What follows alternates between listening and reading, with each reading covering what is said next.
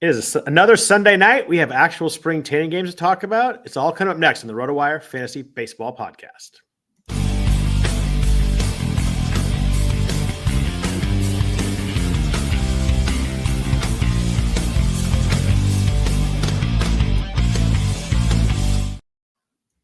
Happy Sunday evening, everybody. Welcome to the RotoWire Fantasy Baseball Podcast. I am Scott Jenstad, joined as always on Sunday nights by Jeff Erickson. I want to thank Fantrax for the sponsorship of the podcast. We appreciate that very much.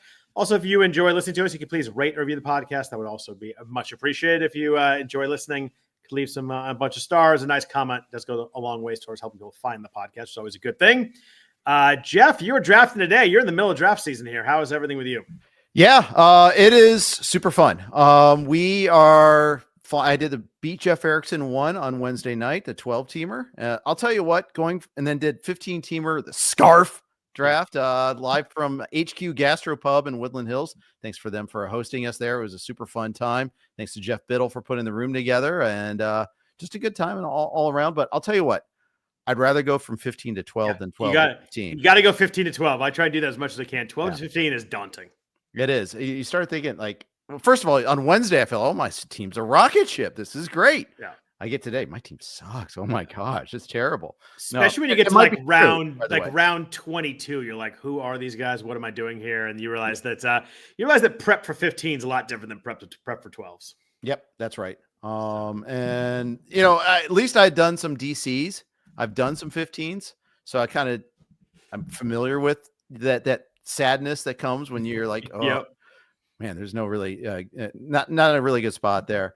I drafted 7 today. I drafted 7 on Wednesday, so 7 seems to be a big thing for us there. I like middles. I think you do too. I do. And I'm starting to think though, for this purposes of the second round and second round only, I don't love 7. Is that because there's a drop off? You can get two players you like more at the back end, or what's okay about that? I like the first round. I got Gunnar Henderson at 7 today. I was very happy with that, and I actually am very happy. I got Jackson Merrill in the second round, which I like at that spot. But that's a young squad right there. That's fun. It was an aggressive pick. So from that standpoint, it's a little tough. But you know what? I like this draft because there's people from different backgrounds coming in and taking their guys, and also, they're going to shoot their shot, which I do like. I like playing in drafts like that. Not necessarily because I feel like I've got an advantage, but I just feel like it's different. I don't think Jackson Merrill, that spot's going to be all that aggressive by the time we get to drafts. His ADP is coming down. He's at like 25, 26, kind of where you got him today. He's really moving up.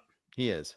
Because I go 7 and then 24. So yeah. Yep. But my controversial take there is I do have Merrill ahead of Tatis. Oh, that's a spicy one. I like that. Didn't matter because Tatis went 5 in this draft. So right. Yeah, that's why I got Gunnar Henderson instead of Juan Soto. Who'd you take at 7 in the 12er? Soto. Because it went standard pretty much ADP. I have Soto over Tucker. I think Tucker on average is going more often than Soto.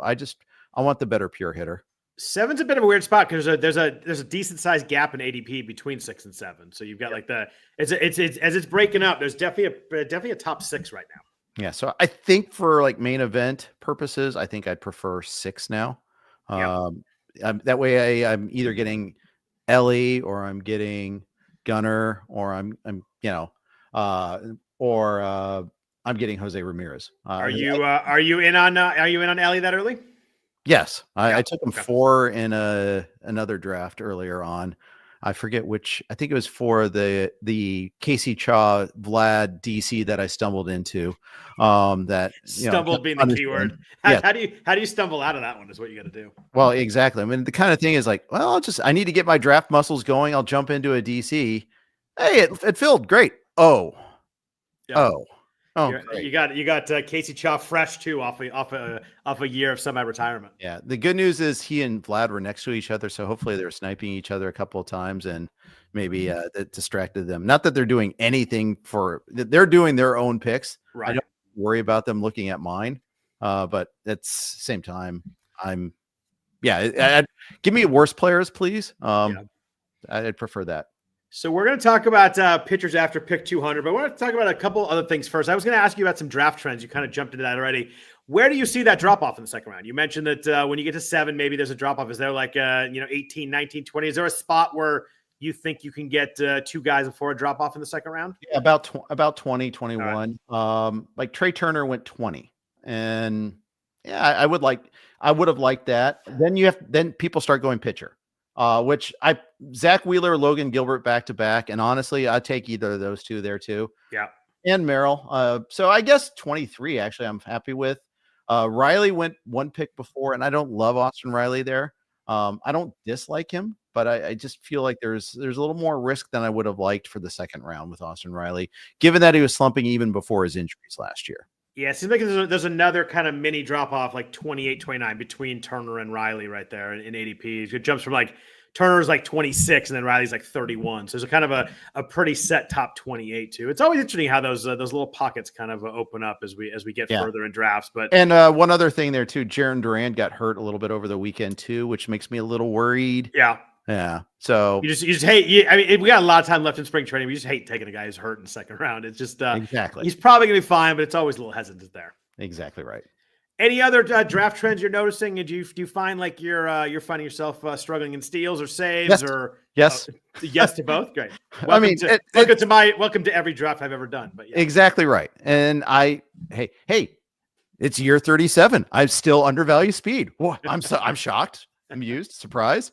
It's just how I it's hard to break out of that. And I started with 2 guys that run a decent amount in Henderson and Merrill, at least today, as opposed to Wednesday, where I started Soto, Jordan, and Freddie. I mean, that's a fun trio, but yeah, you're not getting a lot of stolen bases. Yeah, and so you got to try to catch up later, which means certain players then become musts. You don't really want to get in a situation where certain players become musts. We talk about that all the time, and yet here I've done 2 drafts in a row where I've been like, okay, I need speed. Who did you get as your must in that draft? I got Pete Crow Armstrong. That was a target. I missed on Victor Robles. And I took a non-running outfielder instead in Kerry Carpenter. So shame on me, but that's kind of like my warm fuzzy blanket. I get them every single time. I slightly missed out on Jacob Young. There was a middle infielder I missed out on because I ended up settling for Caballero instead. Who's going to play early, but maybe not much late. And that's kind of concerning. He has to get off to a good start. Yeah. It was Jorge. It was Brewers, Lopez. Joey Ortiz? Joey Ortiz, not Lopez. Yeah. Joey Ortiz. Am I tired? That was pretty good. I got Joey Ortiz from Lopez. Considering I haven't done a lot of prep, that was pretty good. I'm proud of myself right there. Yeah, too bad I'm not proud of myself there for missing him and not getting the name. Maybe that's why I missed him. But no, I was all settled. I'm like kind of circled that. Okay, that's going to be my next pick, and he's gone. It was one of those. And it was perfect because I had filled my middle, and I needed to fill my corners still, and I had enough power. Ended up with Matt Bierling instead, who qualifies at third and is going to play all over the place. So he'll run some, but not as much. Speaking of, we mentioned Jaron Duran with the slight injury. Wyatt Langford is dealing with a mild oblique strain. Had that announced on Friday. Yeah, out of baseball activities for 5 to 7 days. What did the room do with Wyatt Langford today? His ADP is about third, fourth round. That turn like 46 right in there. Did he fall off that news? Are we early enough in spring where people aren't really worried about? Where did he end up going? No, he went late fourth, so a little later. Yeah, a little bit is much. Yeah. I was one of the people that did back off a little bit. He was a target early on, but here's the thing: all these oblique injuries we're seeing early on, I'm worried about a little bit because they always call it mild first, right? It's the rare occasion, like, oh yeah, this is really bad 6 weeks right away. You see it every once in a while, yeah. But how many times do you see the mild that becomes 3 weeks, that becomes a month, that becomes 6 weeks? You see that a lot. Yeah. It's the one like check swing when they're coming back that all of a sudden it's 3 or 4. That's always a scary one to me. Yep. And so I did downgrade him 5% of my playing time projection, and especially because Wyatt Langford hasn't proven health yet. And honestly, I love Wyatt Langford. I have some exposure already. He hasn't really proven yet the ability yet either at the big league level. Yeah. I mean, the second half was definitely better than the first half. There was there was some stuff that came out. I mean, he was 11-11 in the second half. So you're starting to see a lot. The speed, I'm convinced with the hitting aspect of it there. I'm not all the way there yet. That lineup's good, by the way. It is very good. I was looking at the range. I was looking at someone for the Rangers today. I was like, wow, that lineup's really good. Mm-hmm. Yeah, that's gonna be a good squad. Speaking of guys coming back from injury, Sandy Alcantara touched 99 today. Craig Mish, who is obviously a very well-respected Marlins insider, said he expects, quote, no restrictions on Sandy for this year. That's obviously his opinion. That's not coming from the team. How do you feel about that news? I mean, I kind of think, someone coming off Tommy John, we always assume there's going to be some sort of restrictions. And obviously, we don't know there might be. But how are you valuing Sandy so far this year in draft season? A little bit better than I was a day ago. Yeah. The fact that the Tommy John was not in March last year, it was the fall of 2023. Yeah, big. I think that's big. And it's Yeah. not just the velocity. I want to see the command, obviously, because that's the first thing, or I should say that's the last thing that comes usually. The velocity should be pretty good out of the gate, though. So, yeah, I am definitely more excited. I don't have any leagues with Sandy Alcantara yet, but I probably will walk away with a league or two if I have them. Yeah, that ADP is last month is 168. That ADP will not be 168 in about a month from now. The only problem is the team context. Yeah, that team is a dumpster fire. We know that. We talked about that lineup. We talked about that lineup last week. It is gross. It is a terrible lineup. It's not an untested bullpen behind. Fortunately, Sandy usually goes deeper into games. We'll see if that applies early on this year.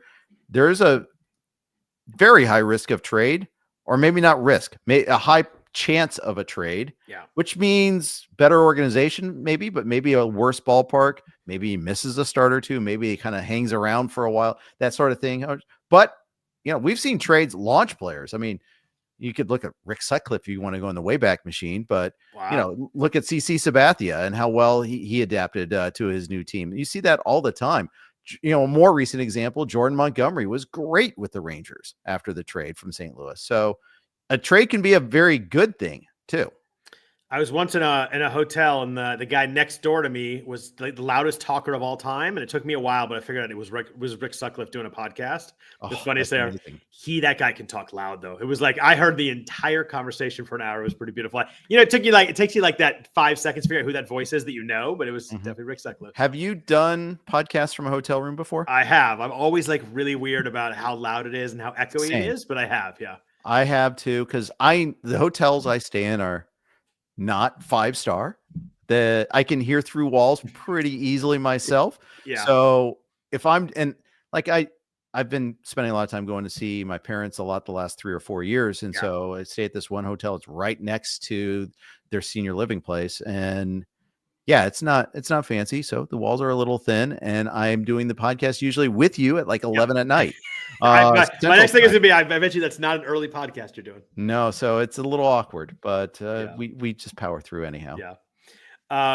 Speaking of obliques, we're talking about with Langford, Heliot Ramos, who we talked about last week. We're talking about Giants and hitters. Slight oblique strain. Him again, a slight oblique strain, unavailable for a week. Another one that's going to worry him until he's back too. Topic that came up in conversation at the draft tonight was, I think Ramos inspired it, is don't hate their lineup this year, the Giants lineup this year.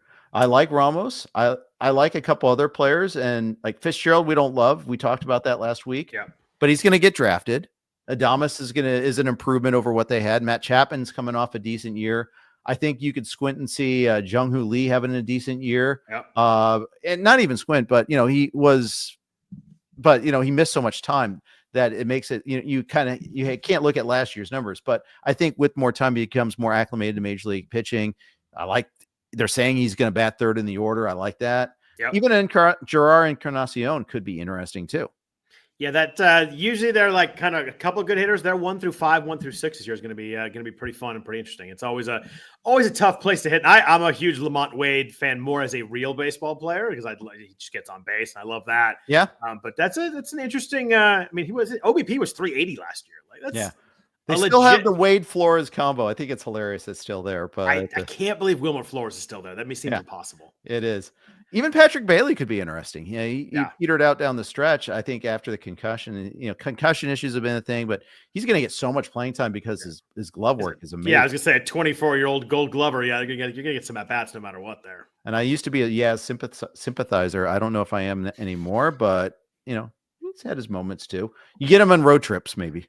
Yeah, I was too with him, and not as much anymore. But I mean, solid. He'll be, he'll hit 18, 20 homers, and he'll be fine. But Yep.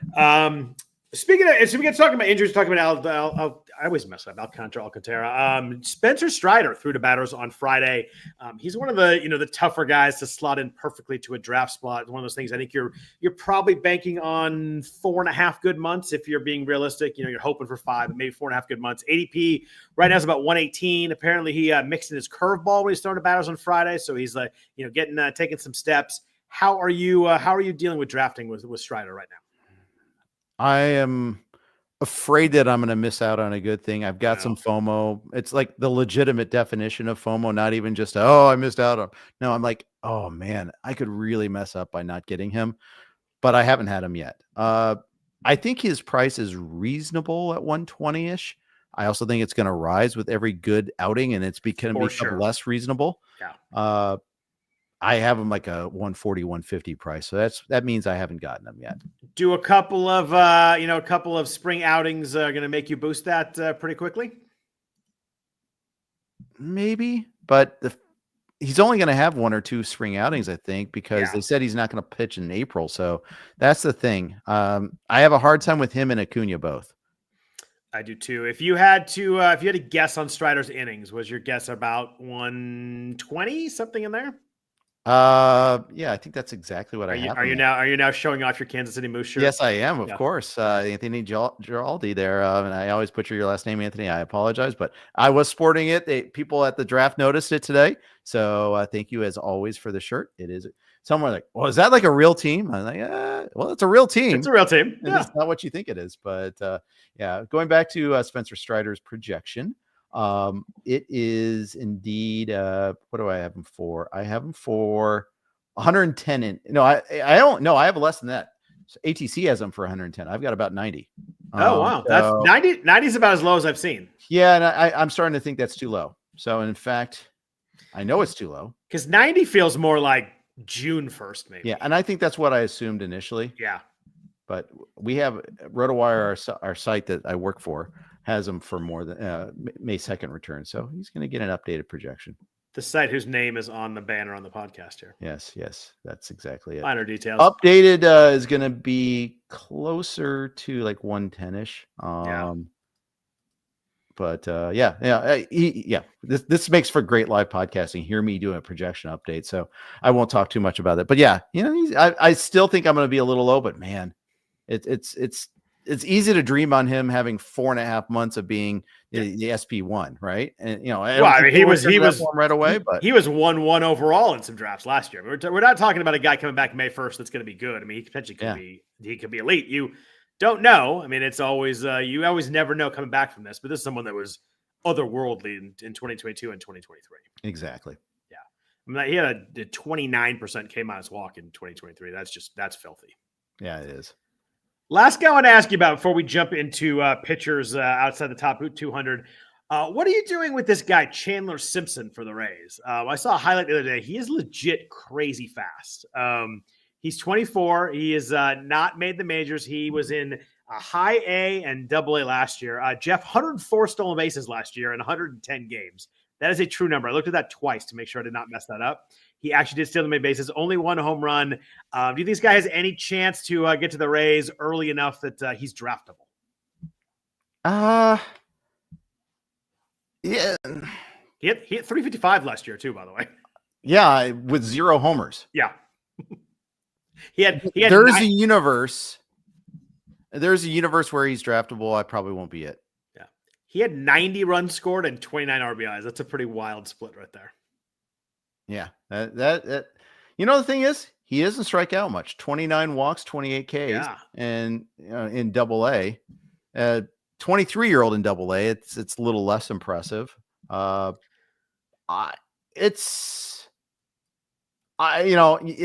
my attention. Just I don't know if you have my investment. That's the tricky part. The fact he never strikes out is just so intriguing too, because you just want to all you want to do is he had a 410 OBP last year and 110 minor league games. I know it was high in Double A, but You get a guy like that. The key to these guys, we always get these stolen base guys that can't really get on base. You're like, you can't steal first, all that kind of stuff. But obviously, he's not going to walk in the majors. Nobody walk him. They're going to try and knock the bat out of his hand. But man, he finds a way to get on base. He's going to over 400 OBP in a couple different seasons there. It's kind of a fascinating little prospect. I don't think he's going to end up starting the year in the majors, but I don't either, especially because it's the Rays. Yeah. I think they tend to be slow in their promotion. But man, it's fun to dream on those stolen bases. I think what's going to be difficult is drafting him in a redraft league where you have 7 reserve spots and he starts the year in the minors. And okay, I've got 3 injuries now and 2 bad starting spots, and I need to pick up this possible closer. And he's hitting 265 and not knocking on the door, and you're going to have to drop him. Yeah, I think that's the tricky part. I'll throw in a projection for him. I probably won't draft him too many places, but he's kind of got that Victor Scott 2023 vibe or 2024 vibe, because this is 2025. So yeah, last year's Victor Scott vibe, except Victor Scott kind of had accomplished a little bit more as a hitter by then. And had a path to playing time, at least when people were drafting him. But just a spoiler alert, Victor Scott did not work out last year. No. Does he work out this year? I don't think he can hit. I don't either. I haven't been drafting him. Like legit can't. I mean, his legit can't hit. I'm just afraid there's not enough hard contact. But I mean, he's obviously super fast. He can play defense. Probably gets a shot, but I'm probably not doing it. Yeah, I think sometimes those guys, the guys that have no power whatsoever, they draw walks in the minors because control is bad in the minors. In the big leagues, no pitcher is going to pitch around him at all. They're going to challenge him for sure, because he's not going to hurt them. They won't be afraid to throw a fastball to him at all. Nope. In the case of Simpson here, we're talking Chandler Simpson. Chandler Simpson. Unless it's some pitchers, his speed will drive him crazy and it'll be useful. But there's going to be a lot of droughts too, I feel like. And I think that strikeout rate goes way higher in the big league level. I just had flashbacks of John Lester trying to pick people off, and I just was talking about pitchers getting John crazy. Those are always great clips of the guys taking huge leads on Lester. He still refused to throw it over. Yeah. Let's jump into we're going to do pitchers after pick 200 that we find intriguing. But first, a note from our sponsors at Fantrax. Fantrax is the most customizable fantasy platform in the industry, offering the greatest fantasy experience for your dynasty, keeper, redraft, and best ball leagues. Coming from another service, Fantrax makes that easy as well. Fantrax can import any of your current leagues and customize if needed. Fantrax offers the most in-depth player pool in the industry, including minor league players. There you can go. You can draft Chandler Simpson there. Do you need a customizable commissioner service for your fantasy league? Fantrax offers more customization than any other platform. Waivers, categories, scoring system, schedule, whatever you need, Fantrax offers custom solutions for all that and more, and it's all free. Sign up for free today and enter to win an official Major League Baseball jersey signed by Vladimir Guerrero Jr. Simply go to fantrax.com/rotowire and sign up today. That's fantrax.com/rotowire. Fantrax, the home of fantasy sports. So, Jeff, we're going to go starters after 200. I just picked a bunch of names, the guys I found intriguing or interesting, whether it be guys come back from injury or young guys or maybe breakout guys or maybe guys who were bad last year. Last year's bums, we did a lot of those the hitters last year. But starting right around pick 200, my first guy here I wanted to ask you about is MacKenzie Gore in Washington. Pretty good 2024, 3.90 in the ERA. The whip was not good, though, 1.42. He dropped the walks again a bit. He's under 9%. Swing strike rate still really big at 12.5%. Good there. Strikeout rate's about 25%.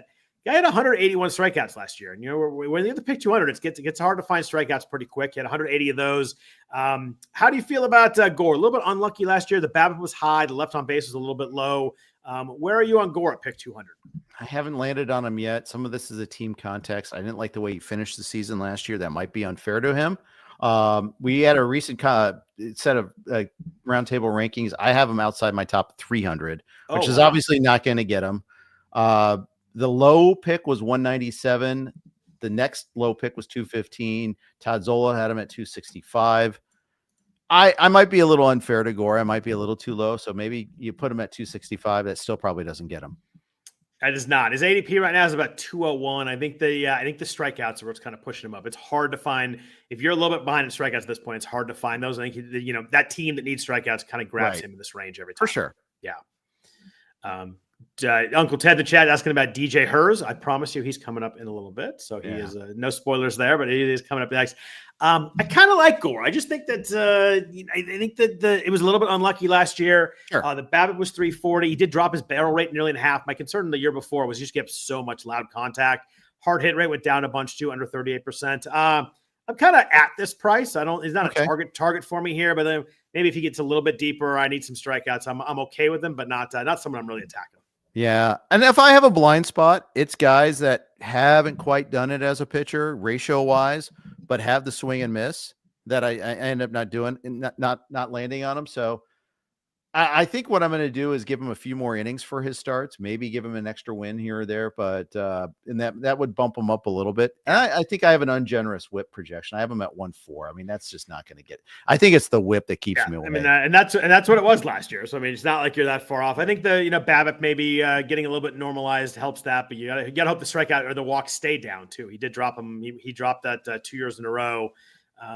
I think it's kind of right about in the right range. These guys are the type of guys that either blow up your ratios or some of them really click and they become really, really, really great picks. Right. They're always these guys who can strike guys out, but just something hasn't clicked. Sometimes it does, sometimes it doesn't. But I think Gore's probably right about that range. Yeah, and I think because of my blind spot, I often end up with the Chris Bassett's of the world too often that have done some decent seasons. Yeah, but their stuff doesn't necessarily project to repeating that. And I kind of joked tonight at the end of Scarf that I was successful in my mission of not emerging from this draft with Chris Bassett. So, but he's kind of just a proxy for the type of pitcher I've overvalued. Right. Yeah, understood. I mean, there is some value of those guys sometimes, but too many of those is a problem. Yeah. Next on my list here is someone you actually added to the list is Spencer Arighetti in Houston. ADP is about 205. A little bit bumpy last year, but the second half was really good. His overall ERA is 4.52, 1.41 WHIP in 145 innings, but second half ERA was 3.18 in 65 innings. First half ERA was 5.63. Most importantly to me, actually, is the K rate was significantly better in the second half. Yes. It wasn't just the ERA numbers. His K rate was 29% in the second half. Also, his dropped his walk rate 4% in the second half, down under 8%. It was 12% in the first half, way too high a number. But man, that second half is really appearing there, Arighetti. I think he'll have a little helium to him. I'm a little surprised that he's past pick 200 with everybody kind of knowing that second half is there. Yeah, I just think it's because he's had some really big blowups among those starts, and I think I also think he will be a helium guy if you do number scouting. I mean, you see 453, 141, maybe just what I did with Gore. Who knows? I mean, it's possible. That you don't see necessarily the rise. And, his minor league numbers aren't overwhelmingly strong either. The last time he had an ERA below 3 was in A-ball, like low A in 2021. He's, unless you want to count 2 starts at AAA last year, but I don't. He had a 10 to 7 K to walk in those 2 starts. So, I mean, there's still some issues there. I think the walk rate is something I want to see improve. Yeah. But I think there is a year 2 improvement possible.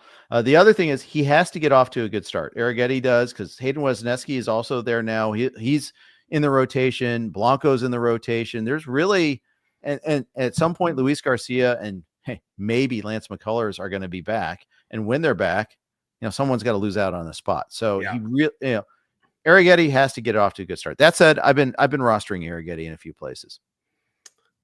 Christian Javier's Tommy John was last year, so he won't be back. No, he won't be back. JP France won't be back. Yeah. McCullers, who knows? I mean, I don't think you can count on anything with him. So me either. I'm not going to.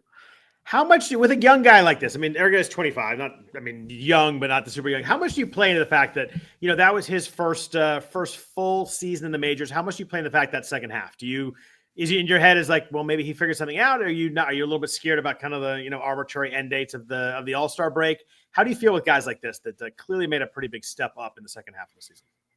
I think that's a great question, and I don't have a pat answer. It might be like, oh, I like this guy, so I'm going to use the second half as an argument in favor of him. I've been guilty of that in the past. Yes, I'm trying to learn my flaws, of which they are copious, but I think I'd rather have it finish strong instead of start strong and fizzle.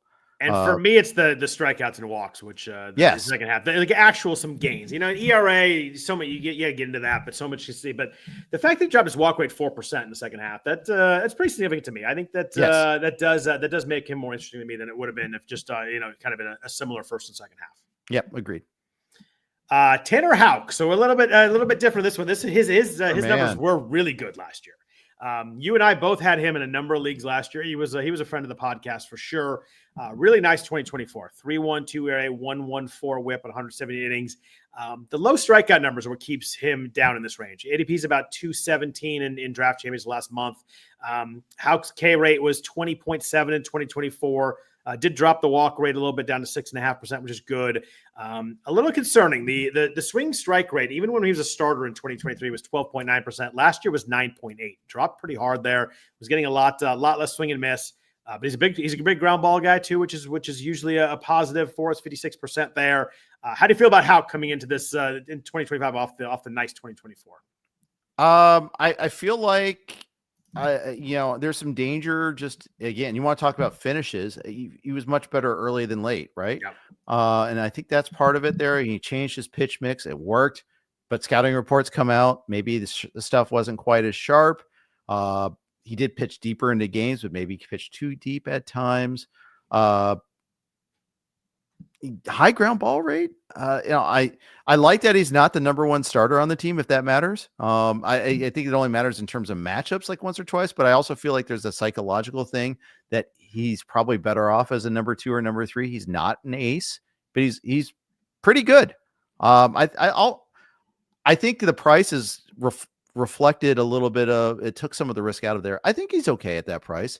I'm not pounding the table yelling he's a bargain, but I think he's okay. It's funny how he's right after Arighetti because it's just a complete swap. I mean, his strikeout rate in the second half was 16% last year after being 23.5 in the first half. And his walk rate went up 3% too, from 5.5 to 8.3. So if we're going to talk about Arighetti making some gains, maybe Houck just gassed out. I mean, it was his first year really throwing. It was the most innings he's thrown. He only threw 106 innings in 2023. He had 21 starts last year. He had 30 starts. Maybe just a gassed out thing. There's a little bit of that factor in there, but it's just interesting how his second half and Arighetti's are complete mirrors of each other. Yeah, that's right. That's right. Arighetti or Houck, then who do you prefer? I'm going Arighetti. Okay. I mean, it's 15 picks earlier anyway, but I'm going to the second half. I had a lot of Houck last year. I watched a lot of the second half. I'm a little bit worried about the swing and miss crashing as much as it did. Yeah, I think that makes sense. Someone who does get a lot of swing and miss, Clarke Schmidt in New York. We're going from Red Sox to Yankees here. Really good 2024. Missed 3 months due to a strained right lat. Missed June, July, and August. But 285, 118 on the ratios in 85 innings. Nice strikeout jump for Schmidt up to 26%. Swing strike was up 2%. The interesting thing with him, he threw 4 pitches 18% of the time or more. So a big pitch mix. 3 of those pitches had a whiff rate over 29%. He gets a lot of swing and miss with a bulk of his pitches. Yeah. Obviously, on a really good team, the Yankees are going to win a lot of games. The walks did go up a little bit, but I like what I've seen Clarke Schmidt. I think staying healthy is the key now, but there's a price $225 that I'm willing to take a shot on Schmidt. Yeah, for sure. And I think the Yankees see that, and they're trying to break it gently to certain teammates that Schmidt is the preferred option there. But we'll see. They haven't declared that right now. Obviously, how are those teammates taking this news? Do you think? In stride? We're talking Marcus Stroman here, of course. It's not a done deal that it's going to be Schmidt over Stroman, or that they don't go 6-man or anything like that. So it's something to watch for there a little bit. I hope they don't go 6-man. I hate the 6-man rotation. I get why the Dodgers do it. Even then, I think it hurts teams. I think it hurt the Angels when Ohtani was in their rotation. Not that Ohtani hurt them, but they didn't have 5 other starters. And I also think I think it kind of does things to the bullpen too that aren't great either. So I just don't like it. So the Yankees only have 6, right? Stroman would be the 6. You go Luis Gil, Schmidt, and Stroman, kind of 3 guys for 2 spots. Got to think Gil's in there to start, winning the Rookie of the Year, and then kind of. But I got to think it's Schmidt. But you're right. I mean, Stroman's got that veteran presence and all that. But maybe they get some 6. I mean, someone's gonna get hurt at some point. But I hope it's Schmidt because I think he's got a really nice ceiling. I'd agree.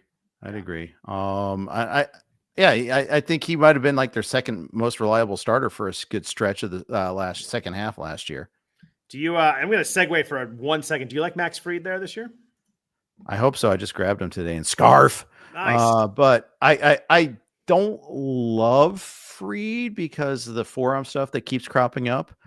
But he's like the non-trendy guy. And again, it's because of the strikeouts. He doesn't strike out as many other people. But I actually think the switch to Yankee Stadium isn't that bad because he's a left-handed starter. I think it's actually probably better than pitching in whatever they call Atlanta's stadium now. I think it's still Truist, but if it's not, I apologize. You and I attended a game there together. Yes, we did. Yeah. The Jeff McNeil outfield legend started there. I made so many good plays in that game. It was crazy. It was amazing. Fried's one of those guys that I when I started looking at ADPs, I was a little surprised. I thought he'd be 20, 30 spots higher, but you're right. It's probably the strikeouts. It's probably Yankee Stadium, although you want to be a lefty there. It's supposed to be in righty, I guess, because you face a bunch of righties. But his ADP is about 100. I didn't think I'd be in on Fried, but I'm at that price. I'm 7th round. I'm all about it. Yep. And I got Fried in the middle of the 8th tonight in a 15-teamer. So, yeah. But that's only because like certain guys that I kind of targeted were going well before that. I thought, okay, these will be my later guys. And nope.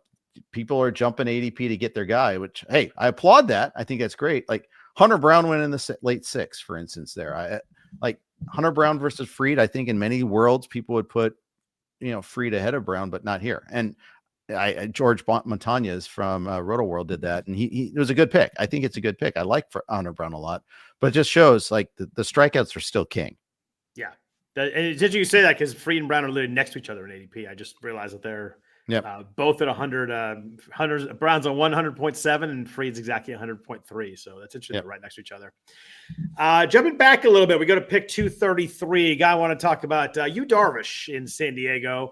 Coming off a year where he pitched really well twice against the Dodgers in the NLDS. So, he finished the year well. 3.31, 107 on the ratios. Again, another guy, much like Clarke Schmidt, who missed June, July, and August. He had elbow injuries and also some personal issues that caused him to miss some games. But you look at Darvish, like I know he's getting up there. I think he's 37 now, if I have to look, but I'm guessing there.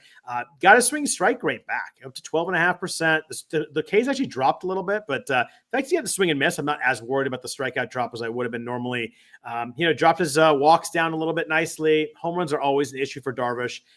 BABIP helped him a little bit. It was 245, so that we did get a little help there, but I think Darvish is really solid. I mean, the expected ERA was solid, like 66th percentile, even with the BABIP. I like Estelle on him at the price, 233. We're talking about the 16th, 17th round. I think he's someone that's going to be. I think the floor there is really good. Where he's not going to hurt you, and there's still a little bit of upside even at his age. 100%. I grabbed him tonight as well. Maybe a little earlier than that. The price. Did you use my outline just to draft your team? Of course I did. Wait. I said interesting, not targets. I said interesting. Most interesting plus 200 pitchers in the world. I got them around. I like that title, by the way. That was a good one. Thank you. Very, very splashy. I got them mid 14 today. And again, like Sean Manaea went one pick before me, Gore a pick before that.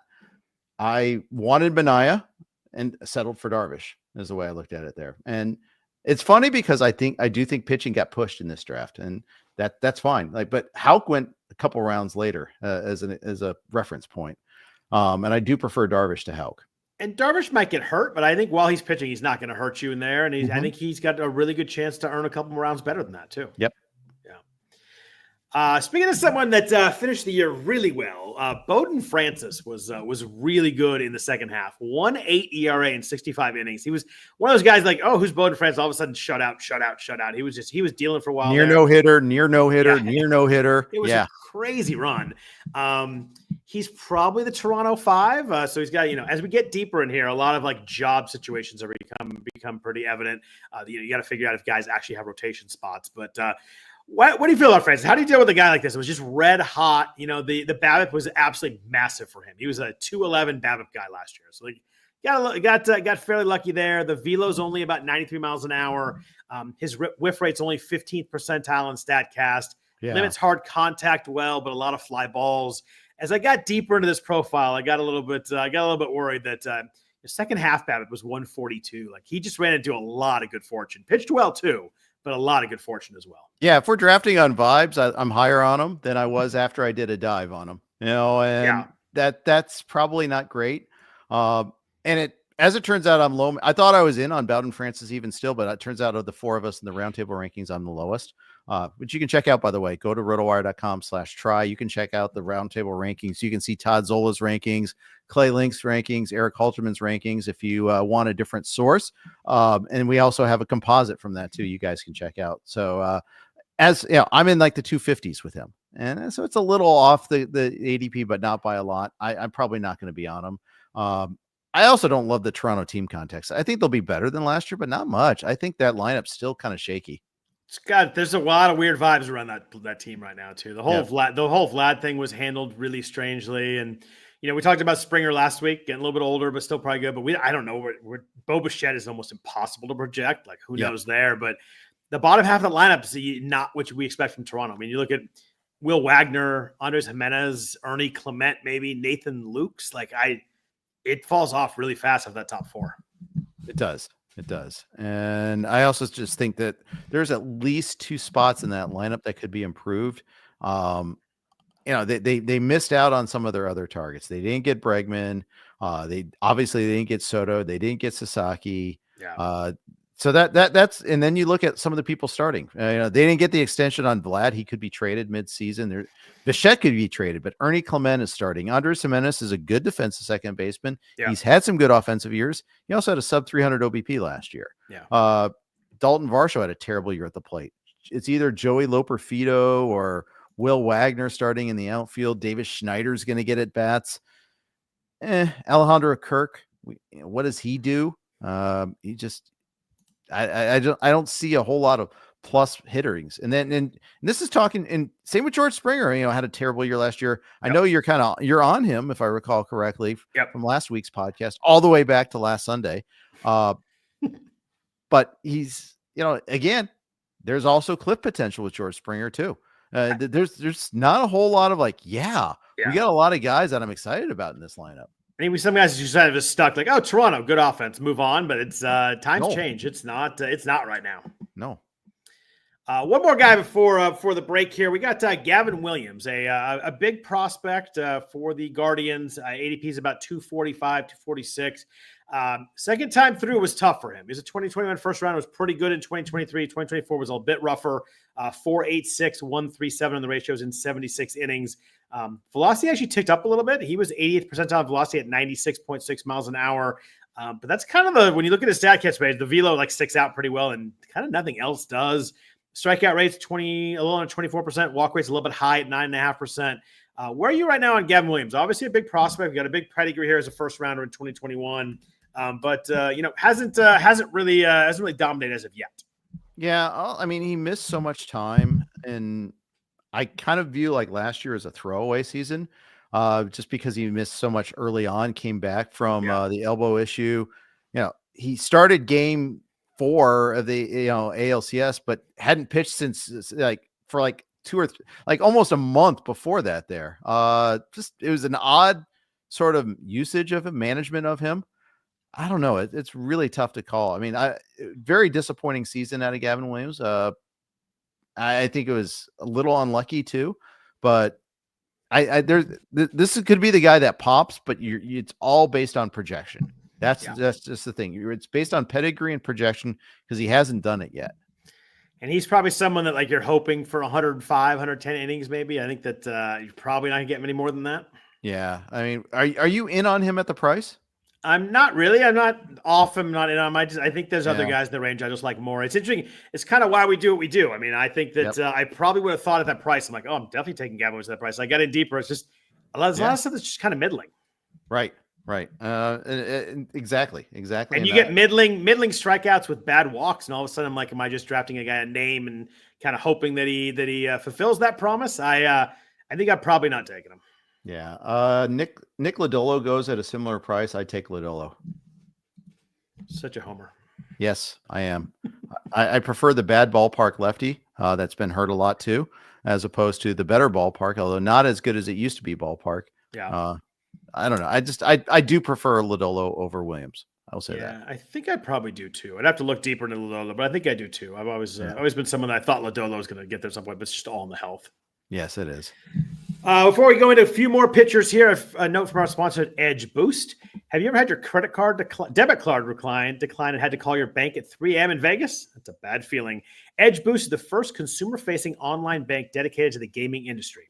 There are numerous benefits to using Edge Boost. They are $250,000 per day in debit deposits, unlimited withdrawals, cash back on sports betting, DFS, and sweeps. Deposit $25, get $25. 100% approval for all gaming activity. Financial segmentation for discretion and responsible gaming.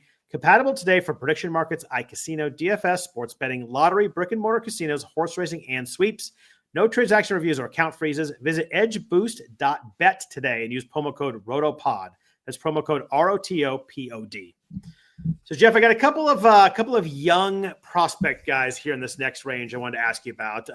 They are Kumar Rocker and Jackson Jobe. Obviously, we saw Jackson Jobe in the playoffs last year. They decided to bring him up and use him. It did not go well. Kind of a little bit unlucky in that inning he pitched there. I think it's a third of an inning he pitched there.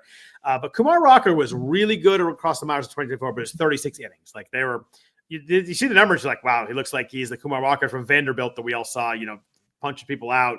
A lot of strikeouts, low walks, but again, 36 innings. He should be far enough removed from Tommy John to be fully ready to go. But he's never thrown more than 50 innings. He didn't go past 5 innings in any of the outings last year. So you got wins are going to be really tough. Also, will he make the rotation? I was going to ask you about that too. ADP is 273. You kind of need some of that to happen if you're going to pick him here. This is not a throwaway free pick at this price. We're still talking the first 20 rounds. Where are you on Kumar Rocker these days?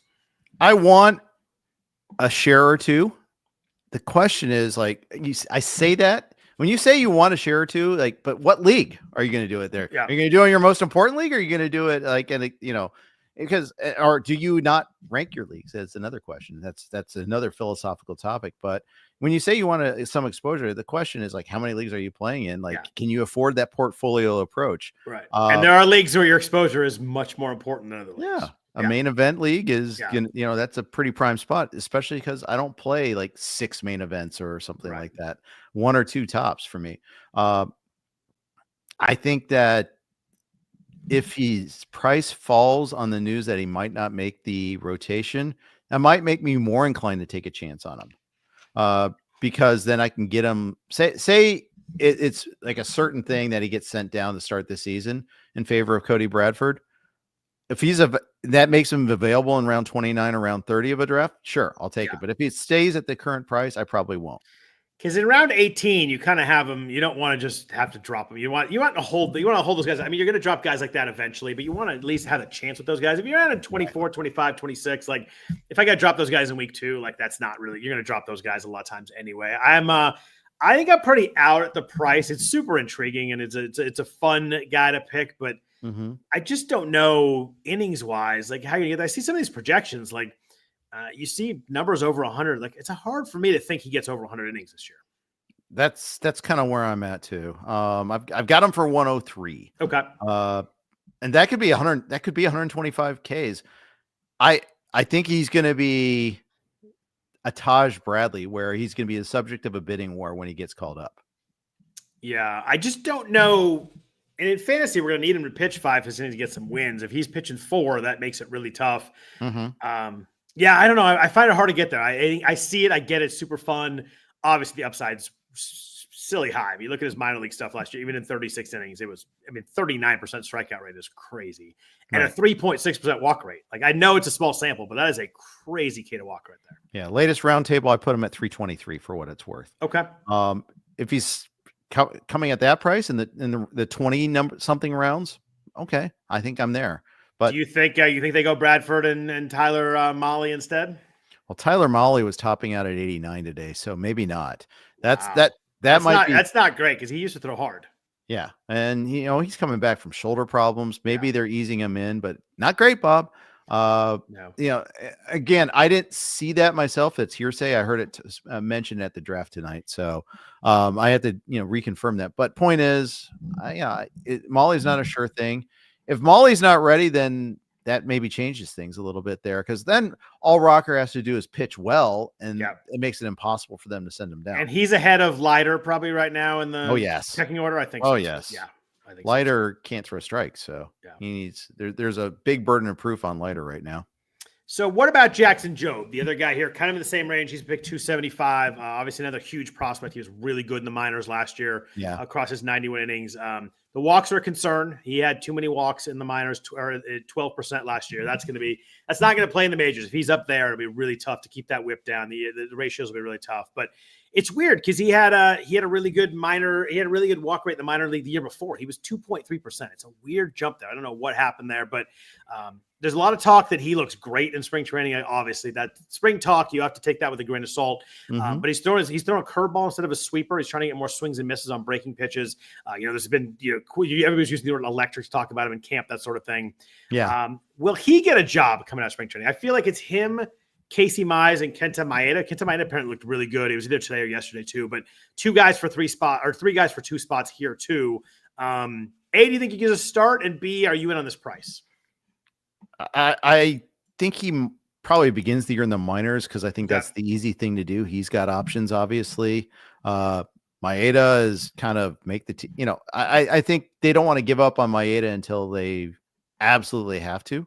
So my guess is that Joe begins the year in the minors, and the fact that he added 2 more pitches and has 6 now, that kind of skews both ways, right? Because at some point you have to choose, okay, which ones are going to use. Not everybody's Yu Darvish who can have 37 pitches. At some point you kind of have to narrow your repertoire, especially as you're trying to find your way in the major. So I feel like that's like the easy decision for the Tigers. Maybe Joe makes it hard for them in spring training. Casey Mize is a 1.1 for them. I think they're going to exhaust every single option alternative with him before they give up on Casey Mize too. And Maeda's making a bunch of money, right? Yeah. For their, for Tigers purposes, at least, he signed a 2-year, $24 million. So it's not like super prohibitive. No, but that's real money. That's like probably like you get the first shot kind of money, right? I agree. Yeah. I agree. And even Matt Manning's part of the picture. Oh, that's right. I forgot about that. They've had a lot of guys that are big. Cobb's out, but he would be part of the picture otherwise. I'm stunned by that, by the way. I don't believe that. Surprise. Show concern. Alex Cobb never has anything going on. No, never. I'm kind of in this. I would go Jobe over Rocker. I put it that way. I think that Jobe has a better chance of breaking camp, obviously, with the team. I think that Rocker's getting up in the minors too, and I just think that I think Jobe's more likely to throw a lot more innings than Rockers. I think the inning stuff really concerns me with Rocker. It's really tough to keep the stashes in April, though. It is. It's so hard. Yeah. You have to hope you don't hit 3 injuries in the first 2 weeks, which I'm really good at doing. I am an expert at that. Dude, look at the pitching carnage last year. Everybody was good at doing that last year. It was. You look at the numbers of guys like the top. I saw a tweet the other day. The top 100 ADP pitchers, and like almost all of them were on the IL at some point. Exactly. Uncle Ted mentions this too about the Tigers. Sawyer Gibson-Long is also back after elbow issue there. So the Tigers have copious choices here. Yeah. I think Gibson-Long begins the year in the minors because he's recovering from the injury. But still, that's yet another guy that eventually will have to compete for a spot. My next guy here is, I feel like a little bit of getting a buzz. It's a helium guy. It's David Festa in Minnesota. Another guy who we're going to figure out how the rotation is going to work out, though. But he struggled in the majors last year, 4.90, 1.32 in 64 innings, but a really nice K rate, 28%. Walk rate's about 8%. Really good swing strike rate. So the swing and miss is clearly there. Home runs are an issue, but he's another guy that he's kind of a sexy StatCast guy. He's over 75 percentile in chase rate, whiff rate, and K rate. Throws 95. He's interesting. He's throwing from the stretch in spring training. He's got rid of the windup. Apparently, he's more comfortable that way. But what do the Twins do in this back end? I have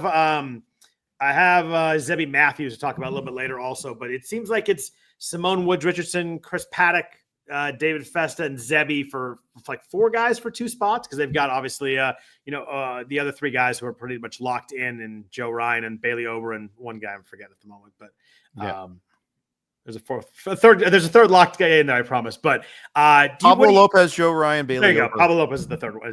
I knew I was missing an obvious one there. But everyone's trendy guy last year. Yes, that's true. Do you like Festa? Do you like Zebby Matthews? Do you think Festa and Matthews win the job? What are we doing here with the back end of this Twins rotation? So I think everybody wants it to be Festa Zebi. Yeah. And it's probably going to be SWR and Paddock, that's just usually the way it goes. But it is kind of interesting that you looked at, we have an update on Paddock that Rocco Baldelli it was kind of talking up Paddock a little bit and sees Paddock as part of the rotation. And remember, there was a time in life where Paddock was the trendy guy. He got shut down in July this past year. It's been a long time, but man, was he the trendy guy. Oh my gosh. His rookie year, he had an 09.8 whip. It was awesome. And he hasn't had anything below 1.2 since. So that's going to be one. And he makes $7.5 million this year. Salary might talk a little bit. Yeah. Simeon Woods Richardson was also a trendy prospect at one point. Can't go deep into games or wasn't allowed to go deep into games. It's almost like you speak from experience on that. Yes, a little bit. I think I may have been at about the Zambranos that he had. Yeah. One or two times. Yeah. And a couple of times it wasn't a pure Zambrano because he actually pitched well, but they were rigid about not letting him go third time through the order, like super rigid. So that's something to kind of be wary about a little bit there with any of these young guys, by the way. It's, I like Festa a lot. Zebi had that one hideous outing that kind of scarred a lot of people. So maybe I'm holding that against him unfairly, but I like Festa the most of those four. So he'll probably begin the year in the minors. I do too. And there was a note from Betsy Hellfan, a beat reporter of the Twins, that Simeon Woods has the inside leading candidate for the number 5 spot as spring training begins. So you're right. It might end up being Paddock and SWR. That'd be tough. If Festa wins a job, and he's going to move up for sure. People do like him. He added a sinker. I think he probably gets up in the 250s, 260s, and he kind of prices himself up. Makes it a little bit tougher, but I like a lot about Festa. Yep. Near 28% K percentage, almost 13% swinging strike rate. BABIP was pretty high last year, so that kind of speaks to maybe being a little unlucky. 319 against last year. He gave up a little more home runs than I would have liked. I think that's just the typical rookie growing pains. He's the guy I like the most of the four. I agree with you there. Hopefully, I'm really hoping he wins a spot. My next guy is the real helium guy here. This is someone whose ADP is at 302 in last month. Is not going to be anywhere near that. It's Clay Holmes with the Mets. Threw 3 perfect innings yesterday in spring training. Everybody was raving about how good it looks. He's throwing they're calling it a kick changeup. I don't even know what that means. I know what a kick serve is in tennis. I'm trying to actually do that myself these days. He had a kick changeup. But moving to the rotation, obviously moving from New York to New York, from Yankees to the Mets. We talked about him plenty as a closer last year. There were a lot of blown saves, but the numbers are still pretty good. It's just the fact that he clearly gave up some runs in bad spots, but still 25% strikeout rate, 8% walk rate, swinging strike rates 12.5%. Obviously, we're going to see how he adapts to moving from closer to the rotation. But we saw so many instances of it last year where guys made that switch really easily and really well with Crochet and Reynaldo Lopez and Michael King. Like, I think people are kind of expecting it to be a little easier than maybe it is, just because those 3 guys did it so well. Statcast Page as a reliever is really nice, but his ADP is 302. There's no way he's going anywhere near that, especially how good he looked the other day. How are you on Clay Holmes moving to the Mets rotation? I'm looking up where I got him in the Beat Jeff Erickson, because I went back to back Holmes and didn't realize it. Garrett and Clay? Grant and Grant and Clay. I knew it was Grant. Round 22 for Grant, round 23 for Clay, and I think that order will flip flop also. I do too. I think he's just all sorts of fun.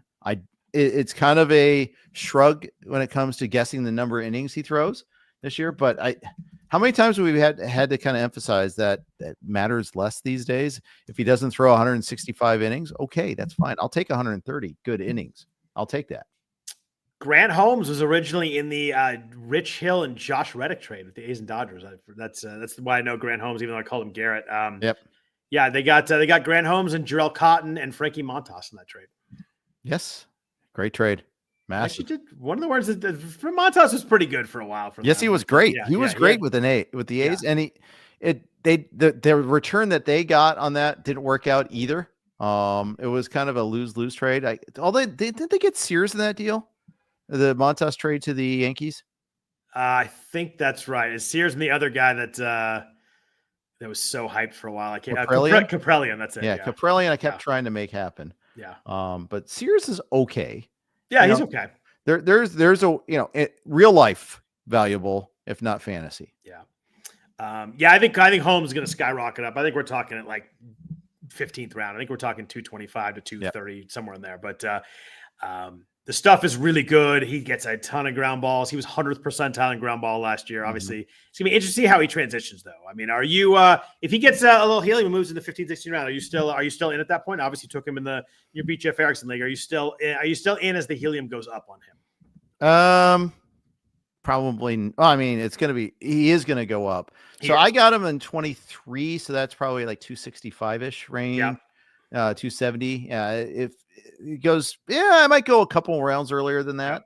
I think I would too. I think the upside is quite significant to this one. I mean, you're right. The innings is going to be very much up in the air, but if he can lock in and kind of get that treasure going, I think the upside is way better than if he's picked 240, 250. And I think you dismiss the converted relievers at your peril. I think there's not too many of them this year compared to last year, but so many of them worked out so well. Reynaldo Lopez, obviously Garrett Crochet, Seth Lugo, kind of had started that process, but he was obviously a valuable pick last year. And lots of them that worked out. Actually, the big one, Michael King, was really good too. Michael King worked out. The only one that didn't work out was Jordan Hicks. I'm sure there was another one, but that's the one that comes to mind. And even that one was started off okay. It did. It just didn't end okay. There was some chatter earlier about DJ Herz, so let's hit him now. 2024, he was 4.16, 126 in 88 innings. Really nice strikeout rate, 28%. Walk rate was a bit high at 9.4%. He's someone that just gets punch outs on his fastball. I saw the list earlier. It was 3 guys who had over 30% whiff rate in their fastballs. Him, Ryan Pepio, believe it or not, and someone else. I forget who the third guy was, but he's got a lot of walk issues in the minors. His 9.4 in the majors is actually better than his minor league walk rates. They were all kind of in the double digits coming in. We talked about him last year when he kind of got that job. We're like, the walks are going to be really tough. Swinging strike rate's nice. Will the Nationals start Mike Soroka and Trevor Williams over him? Is Herz in the rotation? How locked in do you think Herz is to having a rotation spot there? So I'm coming around on Herz for skills. But yeah, that note that suggested that Soroka is definitely in. I know. Scares me a little bit, but that makes him more affordable. And there's no chance that doesn't last long, right? He's always solid in the rotation. Yeah. Well, Soroka is just paragon of health, so we know we're good there. But yeah, I like Herz. I like the skills a little bit there. I mean, you mentioned the walks are still something to watch for. The fact that they did that whole cheesy send them down thing at the end of the year I hate that when teams do that sort of thing. Me too. But yeah, I could see myself taking a stab or two on him. Yeah, I like it too. I think at the price, I think he's another guy that if he gets a rotation spot, it's going to move up a little bit. Obviously people are watching this stuff, but even like the 270s, 280s, I think that there's pretty significant upside, and even the downside, it's the walks. If they revert back to the minor leagues, the whip will get ugly pretty quick. But I think you'll know that pretty fast. Mm-hmm. I think it's definitely worth a shot at this point. Yep. It's just a question the Nats sorting everything out. That may take a little while, but it's not the worst thing in the world for pitchers. Some of these young pitchers to not pitch in cold weather in April either. Good point. Yeah. But the problem is, again, being impatient, waiting for him to get the call. I mean, tough. Was it 2 years ago? Bailey Ober got sent down to start the season. I cut him in AL Tout Wars, and he was back up 2 weeks later, and I totally got burned because I didn't get him back. So that's the thing that is a problem with some of those guys, that you kind of have to play those reindeer games every once in a while. Yeah, I'm going to jump a couple of guys here because a couple of guys at the end here I do want to talk about before we jump out of here. The first one is in San Francisco, Kyle Harrison. He was 2024, his first full season in the majors. ERA was 4.56, whip was 1.34, 124 innings. I think this is kind of hidden here, though. His last 2 starts, he clearly was gassed, and he even mentioned the fact that he was out of gas. He gave up 11 earned runs his last 7 innings. His ERA was 4.00 before those last 2 starts. If his ERA was 4 for the season, I think his price would be much different than it is now. It's ADP right now is 373. It's interesting because he was not a huge strikeout guy in the majors last year, but he was a huge strikeout guy in the minors throughout his history. He was 36% in the minors in 2023. He was only 22% in the majors last year with a 9.5% swing strike rate. So didn't get swing and miss, but it's been there. It's been in the minors. I'm thinking that maybe he pitch sequencing settles in a little bit. I just think that this is a guy that the floor is pretty decent. Like, I don't think he's going to kill you. And there is a step up upside here. At ADP at 373, this is the exact type of guy that I do want to take a chance on. I think that Agreed. He won't kill you, and there is a chance to step up, which is a lot of these like kind of boring names in here. Maybe won't kill you, but like you're hoping that's all they're hoping for, because not going to do much there. But he kind of got to get the breaking stuff to come. The slurve and the changeup weren't great, kind of high batting average against him, but the fastball is really good. Maybe a little step up in those breaking pitches. I just feel like it's at pick 370. I think it's a really good spot to take a stab on Harrison. Yeah, I agree. And I think the question for him has always been, how deep into games can he go? And some of that is because he ramps up his pitch count, because he has some control issues, and he seemed like he got better on that. Again, you got to take some chances on guys that can miss bats, and hope that they get a palatable sub 10% walk rate. And if they can do that, then they take another step in it, especially when a pitcher on a decent team. We figure the Giants aren't going to be great. They're in the NL West, but at the same time, they're not going to be bad, and they're in a great ballpark too. Yeah, I agree. And I think it's one of these guys that you're right. You got to take chances on guys to strike guys out, but I just think his floor is not as bad as some of these other guys you get down here. I think that pitching in that ballpark, I think he'll be solid. I really like a chance to step in. I like that Verlander's there to kind of maybe teach him some stuff. I think a veteran presence like that is a good thing for a young pitcher. I really like the price on Harrison. I'm a guy that I'll bump up a couple rounds for sure. Yep. Two more things here. We're going to jump out of here. Edward Cabrera in Miami. The hype is off now. It was there a couple of years ago. It was big. He was someone that was like 9th, 10th round, back-to-back, kind of very middling years. He was 4.95, 1.37 last year. The stuff is still there. The control is not. He dropped the walk rate, but it's still 12%. The fact that he dropped 12% says enough right there. Home runs hurt him a lot too. A lot of hard contact. However, you get guys that, he has a ton of ground balls and a ton of strikeouts. If he gets the walks fixed at all, like he could come together pretty quick, but that's a big if right there, because the walks are really, really bad. Yep. I'll take a stab on him. I did tonight. Okay. I'll probably do it again. Yeah. I promise you, Harrison, I landed there on my own. I did look at your list and saw Cabrera, and the next guy on our list, Bobby Miller, as well. Ended up like around 29, Bobby Miller. If it doesn't work out, if he gets cut, well, it doesn't hurt to cut a 29th rounder, but Cabrera, I got in the 27th round. It doesn't hurt to cut a 27th rounder either. But at least Cabrera is going to make the team, and he's barring just an utter collapse this spring. And it's a big tweak, but he's one tweak away from being really, really good. Yep. I agreed. I think and I need to take more chances on guys like this. Yeah. That's one of my vows this year. I mean, we skipped past Eric Fetty on the list earlier, and Fetty was really good for a while and then not so good late. But he's also the low strikeout type of guy that I'm trying to take fewer chances on. Yeah. And I'm trying to take more chances on high strikeout guys with live arms, and in the hopes that they get it right. I mean, you can have some of the dull normals every once in a while, but I ended up with too many Michaelises on my team in the past, and I'm trying to avoid that. I am trying to do the same too. You can take a Fetty here and there. We had Fetty last year and he was good, but it was really super late. A couple of those guys just, eat some innings, not hurt you. There's some value in that as your 7th starter, but I just think someone like Cabrera is really interesting. It says you get the strikeouts and walks together, or the strikeouts and ground balls together, and it's a really good combo if he can fix the rest of the stuff. It is. I'm going to wrap up here. I'm just going to call this Dodgers. We've got Bobby Miller, Tony Gonsolin, and Dusty May all kind of down here. Miller's like 400.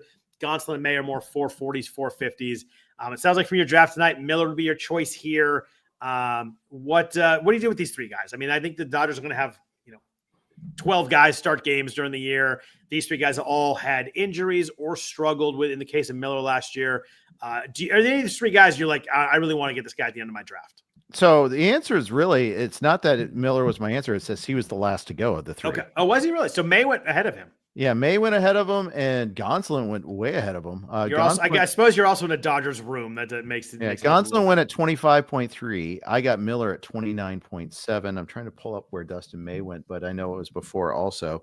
Dustin May went at, he went the first, 23.15. Wow. Brock Miller, really good player, took him at the 23-24 turn. Yeah. So that just gives you an idea, though, that May might begin the year in the bullpen. That's the thing. But because I think he's capable of pitching out of the bullpen, I don't know if Gonsolin is capable of pitching out of the bullpen. I don't know if Miller is. I think if Miller is not in the rotation, I think he's in AAA. I mean, two of these guys have to start out of the rotation, either that AAA or the bullpen. I mean, because you got Yamamoto, Snell, Glasnow, and Sasaki are going to start. Yep. They said they're not going 6, right? Until Ohtani Not comes until Ohtani goes back. Right. Yeah.